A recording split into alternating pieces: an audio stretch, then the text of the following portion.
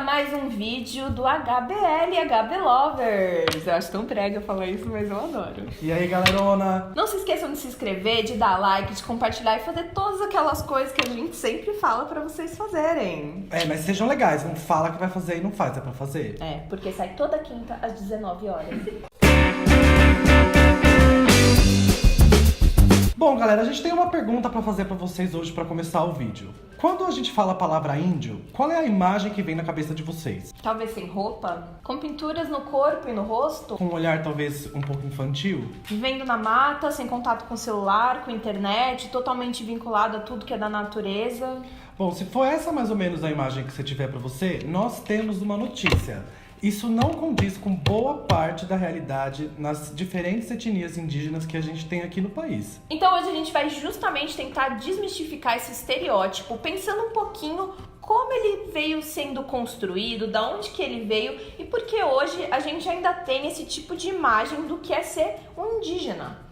Bom, mas aí a gente também já emenda uma outra pergunta. Por que talvez seja meio errado utilizar o termo índio? E a gente já começa dizendo que o grande motivo é porque não existe apenas um tipo de índio. Segundo a FUNAI, gente, existe mais de 305 etnias espalhadas ao redor do nosso país. E essas etnias falam mais de 270 línguas. Então é uma diversidade muito grande que quando você usa o termo no singular, ele reduz, não dá conta de dizer a diversidade toda que está atrelada a essas diferentes etnias indígenas, né? Muitas delas, aliás, preferem ser chamadas pelo termo povos originários. Povos originários da onde? Se a gente for pensar em Brasil enquanto nação, é bem recente, afinal a independência só rolou em 1822. Então a gente vai mostrar aqui como, para construir essa nação brasileira, os indígenas foram utilizados justamente por aquela galera branca. A gente também não pode esquecer que antes da independência, apesar de nós não sermos completamente dependentes da Península Ibérica de Portugal para reger as nossas questões, muita coisa funcionava internamente ao longo do Império, a gente também tem que ter em mente que a noção dessas terras que hoje a gente define como Brasil,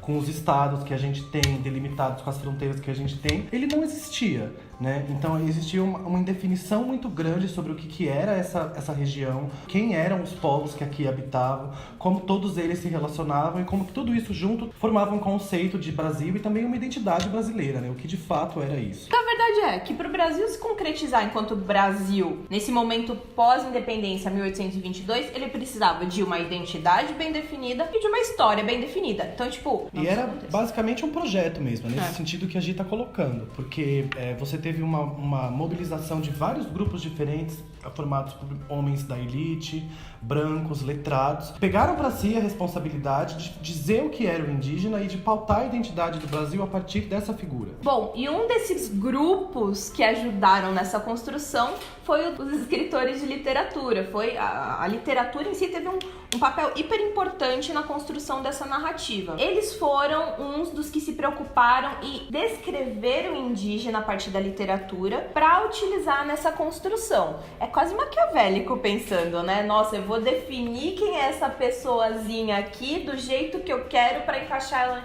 nesse quadradinho e tudo fazer sentido. É bem do mal pensando. O primeiro exemplo que vem à nossa cabeça é o Guarani do José de Alencar. Sim. Onde ali a questão do nacionalismo está muito forte, construído em cima da figura do indígena e construído em cima dessa figura como um herói. Então, a partir desse período, século XIX, a gente começa a ter uma construção muito forte do indígena como uma figura heróica.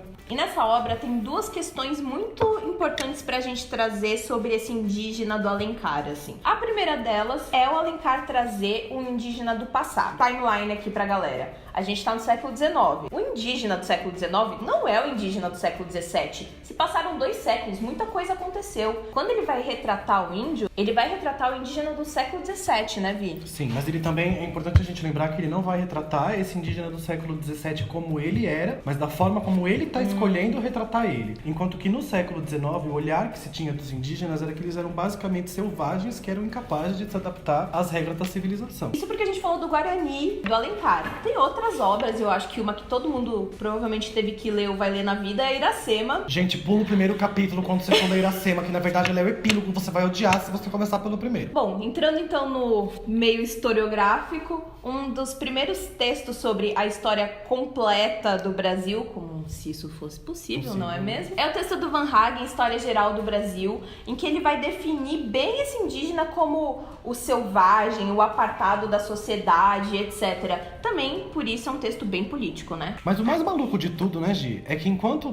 toda essa galera tava lá, enfiada dentro da sua casa, escrevendo o que queria, da forma que queria, sobre os índios, falando o que eles eram, o que eles não eram, por que eles eram bons, por que eles não eram, o governo tava tendo uma treta com essas mesmas pessoas por conta de terras. Então a gente consegue identificar desde essa época uma forte assimilação cultural em relação àquilo que os homens brancos gostavam de valorizar em relação aos índios, mas uma exclusão social extremamente forte e extremamente nítida na sociedade, porque eles estavam negando a essas pessoas até o direito de onde morar. Qualquer semelhança com hoje em dia também não é mera coincidência. Essa forma também de escrever a história do índio, de escrever a história do Brasil em cima da figura do índio, levou a um olhar que é muito forte até hoje, de que se o índio começa a conviver e começa a existir da mesma forma que o homem branco, ele se torna mais civilizado do que o índio normal é. Ele se torna menos indígena. E ele deixa de ser índio. Ok, Vitor, mas a gente tá falando do século XIX, hoje em dia, século XXI. Você, caro ouvinte, leitor, assistidor. A gente acabou de perder 10 inscritos, Georgia. Quando você pensa, então, no italiano do século XVI, se você pensa o português do século XVI, e quando você pensa o indígena do século XVI, quando você pensa o italiano hoje, como que você pensa ele? É um cara que tá dentro do contexto moderno. Se você pensa um espanhol, um português, enfim. E por que o indígena não? Por que ele tem que ter parado no tempo? Isso é muito maluco, né? Uma outra coisa que a gente tem que lembrar também é que essa escolha de falar sobre o índio no passado, ela também não era nada à toa, porque esse bando de homem branco não era nada bobo. Ela também tinha muito a ver com o fato deles voltarem ao passado para falar sobre aquele índio, porque com o índio do presente, eles ainda estavam tendo disputas sobre terra. Então, com o índio do passado era muito mais fácil, porque o índio do passado não tinha como voltar do túmulo e colocar o dedo na cara da galera, né? Mas aí a gente também tem que fazer mais uma perguntinha pra vocês. Se essa galera tá vivendo aqui no mesmo país que a gente, desde o século XV e XVI, por que a gente ouve falar tão pouco deles no livro da história? Por que durante a escola você estuda tão pouco sobre os índios? Pois é, HB Lovers, porque até pouquíssimo tempo atrás não se estudava quase nada sobre indígenas. Até a década de 80, 90, a produção acadêmica sobre essa galera era quase nula.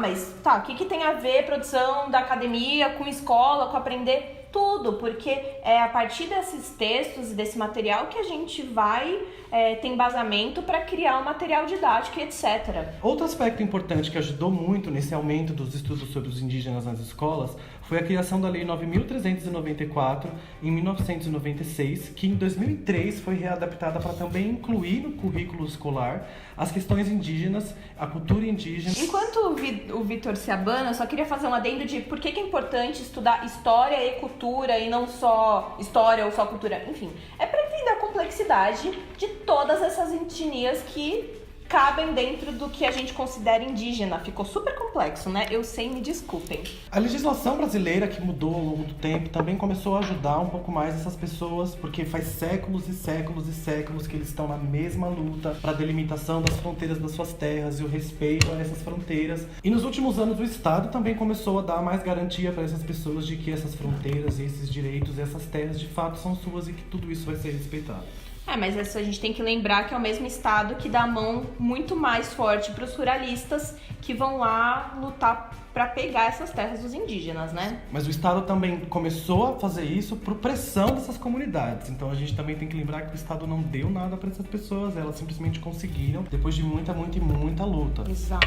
Então se a gente soma algumas leis criadas pelo governo, mais a atuação da FUNAI, os indígenas conseguiram que 462 terras fossem regularizadas e isso corresponde a 12% do território nacional. É um avanço gigantesco para a luta histórica desses povos.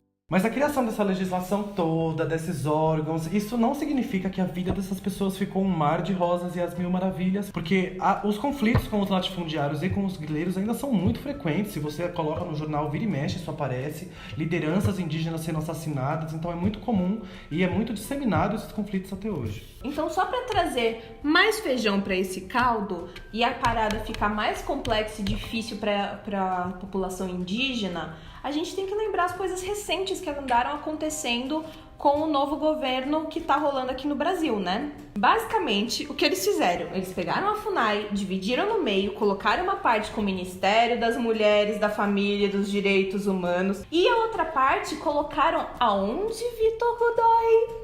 No Ministério da Agricultura. E quem tá junto no Ministério da Agricultura? A sociedade. Ruralistas, grileiros, latifundiários. Ou seja, eles entregaram o terço pro capeta. É assim que fala. Mas então o que a gente tá falando é que o indígena foi estereotipado, ele foi construído por homens brancos como eles queriam, para o que eles queriam. Eles foram mortos, eles foram tirados das terras, eles continuam lutando e mesmo assim não tem direito nenhum garantido. A gente usa o indígena como a gente quer, na hora que a gente quer, para o que a gente precisa, mas a gente não vai olhar a realidade deles, entender a complexidade da realidade deles e minimamente respeitar, porque é o mínimo que a gente tem para fazer com todo mundo e principalmente com esses caras que são colocados como minoria e massacrados há tanto tempo. Mas é isso, gente. Então, muito obrigado. Esse foi o vídeo de hoje. Não se esqueçam de se inscrever, de curtir, de compartilhar, de dar água pro cachorro. Tem um sininho aí que parece que querem que vocês apertem. Beijo de luz.